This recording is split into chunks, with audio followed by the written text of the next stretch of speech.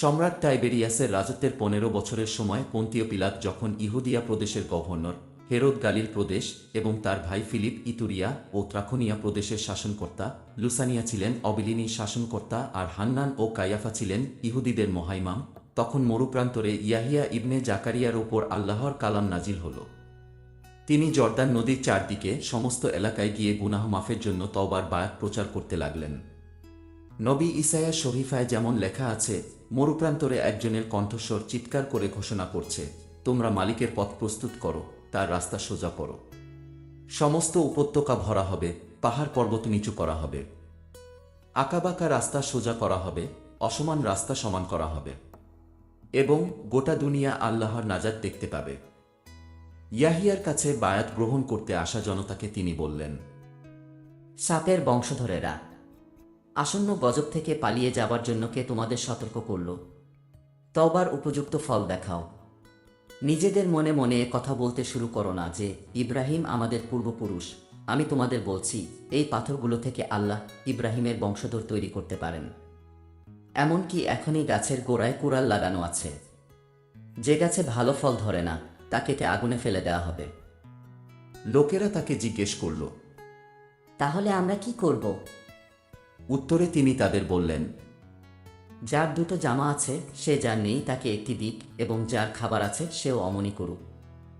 এমনকি কর আদায়কারীরাও বায়াত নেবার জন্য এসে তাকে জিজ্ঞেস করল।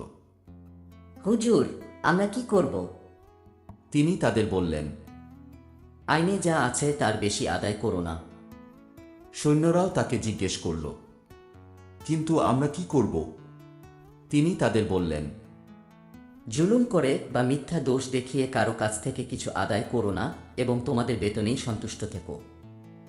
লোকেরা খুব আশা নিয়ে মনে মনে ভাবছিল যে হয়তোবা ইয়াহিয়াই মসিহ, তাই ইয়াহিয়া তাদের সবাইকে বললেন, আমি তোমাদের পানিতে বায়াত করছি, কিন্তু যিনি আমার চেয়ে ক্ষমতাবান তিনি আসছেন। আমি তার জুতার ফিতা খোলারও যোগ্য নই। তিনি আল্লাহর রুহে ও আগুনে তোমাদের বায়াত করবেন। ফসল মারানোর জায়গা পরিষ্কার করে ফসল গোলায় জমা করার জন্য তার কুলো তার হাতেই আছে, কিন্তু যে আগুন কখনো নেভে না সেই আগুনে তিনি তুষ পুড়িয়ে ফেলবেন। আরও অনেক উপদেশের মধ্য দিয়ে তিনি লোকদের মনে উৎসাহ জাগিয়ে সুখবর প্রচার করলেন। শাসনকর্তা হেরোদের সমস্ত অন্যায় কাজ ও তার ভাইয়ের স্ত্রী হেরোদিয়ার জন্য ইয়াহিয়া তাকে তিরস্কার করেছিলেন। ইয়াহিয়াকে জেলে বন্দি করে ওগুলোর সাথে হেরোদ আরও একটি কুকর্ম যোগ করলেন।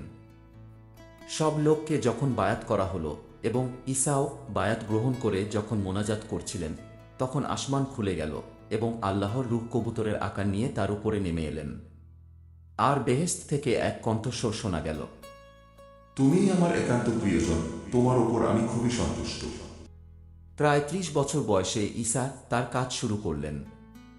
লোকে মনে করত তিনি ইউসুফের ছেলে, ইউসুফ আলীর ছেলে, আলী মাতাতের ছেলে, মাতাত লেবির ছেলে, লেবি মালকির ছেলে, মালকি ইয়ান্নার ছেলে, ইয়ান্না ইউসুফের ছেলে, ইউসুফ মাতাতিয়ার ছেলে, মাতাতিয়া আমোসের ছেলে, আমোস নাহুমের ছেলে, নাহুম হাসলির ছেলে, হাসলি নাজ্জার ছেলে, নাজ্জা মাতের ছেলে, মাত মাতাতিয়ার ছেলে, মাতাতিয়া সিমির ছেলে, সিমি ইউসেকের ছেলে, ইউসেক ইহুদার ছেলে, ইহুদা ইউহন্নার ছেলে, ইউহন্না রিসার ছেলে, রিসা ঝারবাবিলের ছেলে, ঝারবাবিল সলতিয়েলের ছেলে, সলতিয়েল নীরের ছেলে, নীর মালকির ছেলে, মালকি আদ্দার ছেলে, আদ্দা কুসামের ছেলে, কুসাম মুদামের ছেলে, মুদাম ইরের ছেলে, ইর ইয়াসুয়ার ছেলে, ইয়াসুয়া লায়াজারের ছেলে, লায়াজার ইউরিমের ছেলে, ইউরিম মাতাতের ছেলে, মাতাত লেবির ছেলে, লেবি সিমনের ছেলে, সিমন ইহুদার ছেলে, ইহুদা ইউসুফের ছেলে, ইউসুফ ইউনুসের ছেলে, ইউনুস আলী ইয়াকিমের ছেলে, আলী ইয়াকিম মালায়ার ছেলে, মালায়া মান্নার ছেলে, মান্না মাতাতার ছেলে,